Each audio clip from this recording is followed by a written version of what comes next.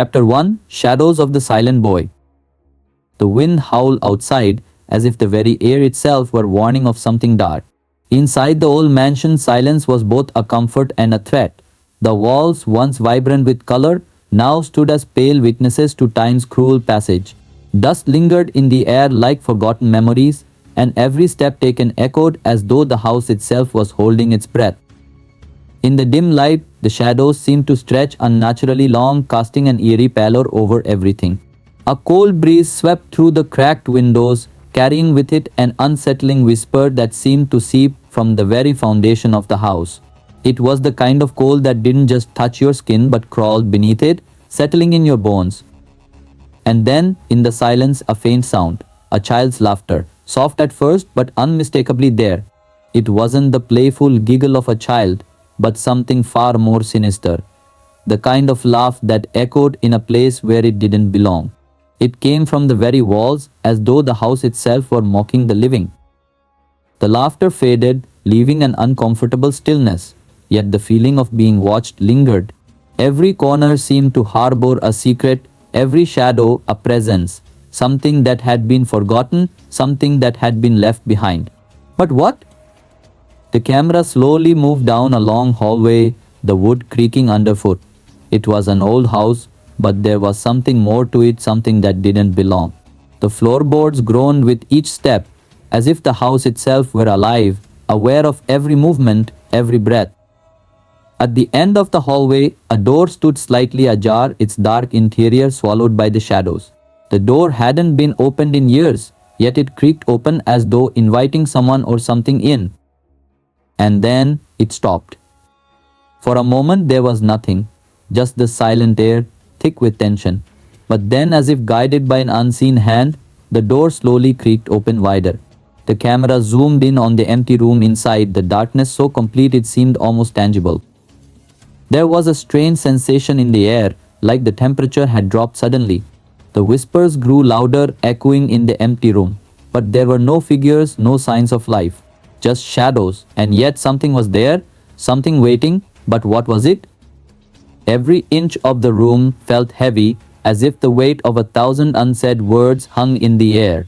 And then, the door slammed shut behind the camera, plunging everything into darkness.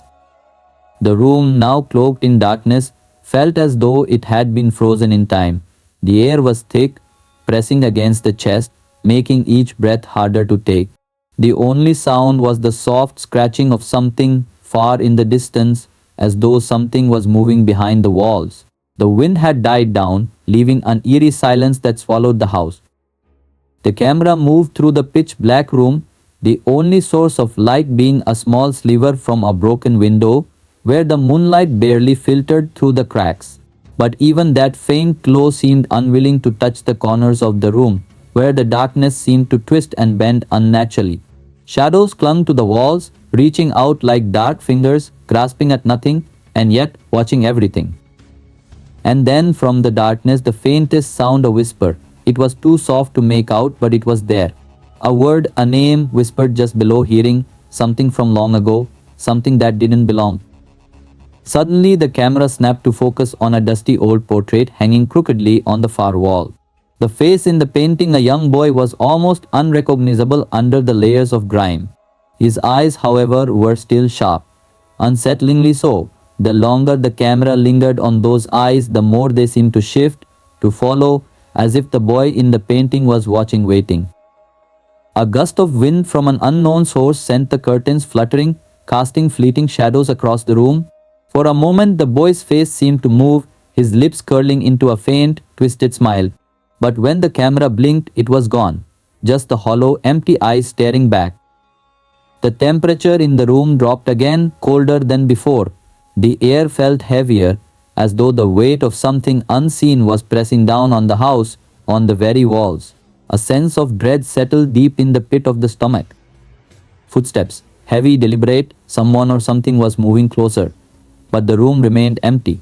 The sound grew louder, clearer, as if whoever or whatever was making those steps was right there in the room, moving just beyond the reach of the camera's sight. And then a voice, low, barely a murmur, but unmistakable. "Come closer." The camera whipped around, but there was nothing. No movement, no figure, only shadows. The walls seemed to pulse with an unseen presence, as if the very house itself was breathing. A creak, a chair, rocking gently in the far corner, its movements slow, rhythmic. Back and forth, back and forth. The more the camera focused on it, the more the sound seemed to increase in pace until it was almost frantic. But the chair was empty. There was no one sitting in it. The whispers grew again louder now, overlapping with one another. Too many voices, all speaking at once. Each one seemed to grow in intensity as if desperate to be heard, desperate to be understood. Yet they remained just out of reach, like fragments of a broken memory. Who was the boy? The whispers demanded. Where did he go? Why is he still here? The camera turned once more, and this time there was something new. A figure. A shadow, just a flicker at the edge of the frame. At first, it was nothing more than a fleeting silhouette, but as the camera panned closer, it became more distinct. A boy, his face hidden in the shadows, but his presence undeniable.